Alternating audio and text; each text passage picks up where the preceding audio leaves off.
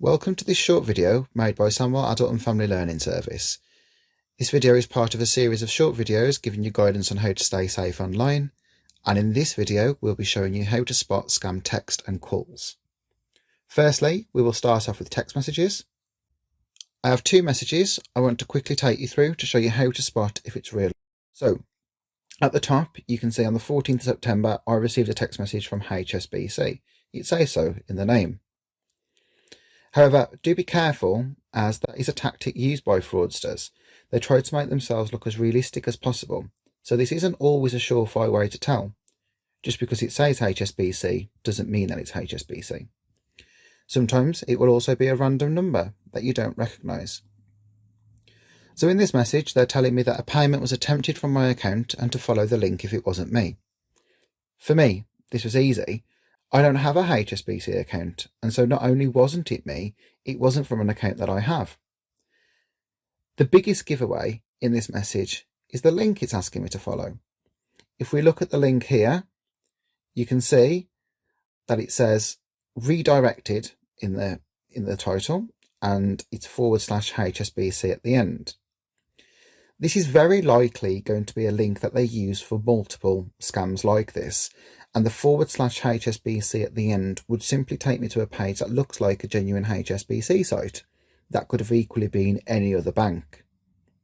For a genuine Hsbc link, I would have expected it to start with hsbc.co.uk /something.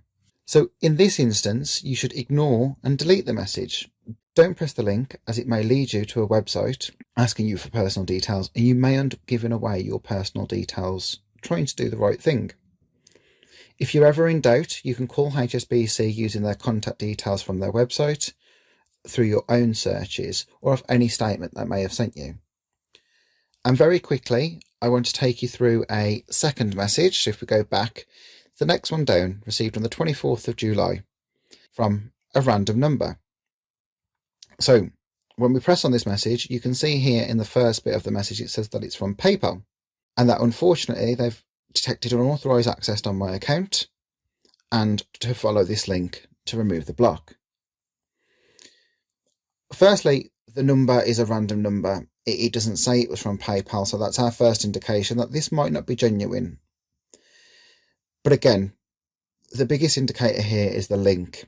The link makes no sense. I would expect a genuine link from PayPal to at least mention PayPal somewhere in there, and more than likely be paypal.com/UK. So in this instance, I do have a PayPal account. So I went onto the PayPal website through my own searches. So I went to paypal.com/UK and I logged in. When I was there was no notifications and everything looked normal. I therefore returned the message, deleted the message, and added this number to my blocked numbers list. The reason they send messages from companies such as PayPal, Hsbc, and many others is because many people have those accounts. And by using accounts that people may have, they stand a higher chance of getting people on board, following the links, and volunteering up their personal details. So now I would like to give you an example of a call that I received of people claiming to be from HMRC.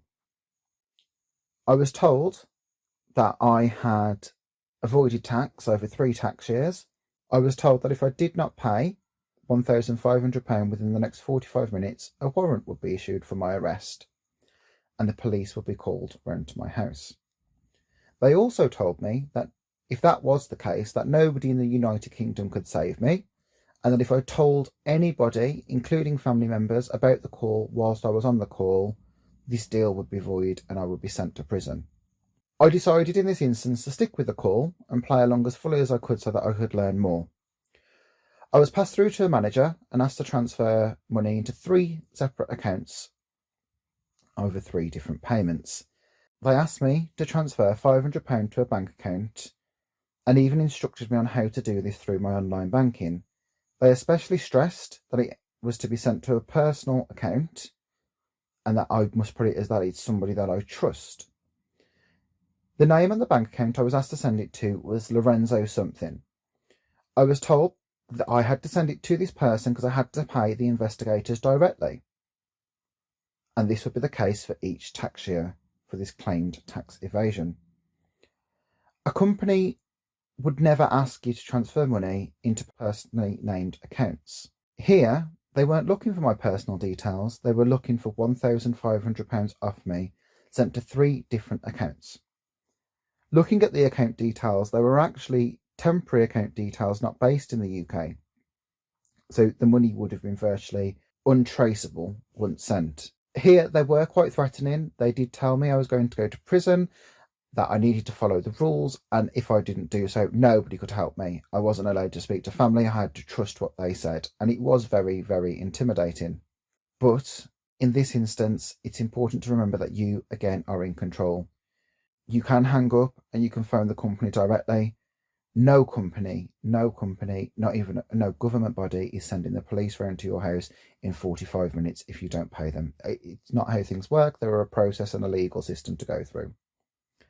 So it's important with calls and texts, remember to ask yourself, were you expecting this call or message? That's the first step. I mean, we don't expect every call that we receive, but it's the first question to ask. So if you've been provided with any links, do they look as you think they should from the company? Do they contain the company's name? Is it in a format that's consistent with their website? If not, don't proceed. Do you feel uncomfortable? Does the call or text make you feel uneasy? If so, then stop.